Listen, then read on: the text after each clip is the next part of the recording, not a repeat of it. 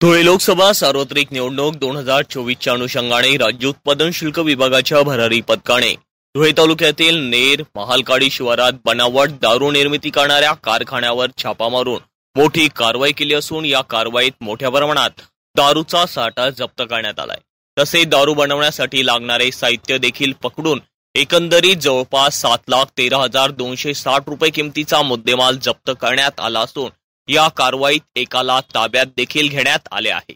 राज्य उत्पादन शुल्क विभागाच्या अधिकाऱ्यांना गुप्त माहितीदाराकडून माहिती मिळाली की धुळे तालुक्यातील नेर परिसरातील महालकाली शिवार येथे एका पत्र्याच्या शेडमध्ये बनावट देशी दारू निर्मितीचा अवैधपणे कारखाना सुरू आहे।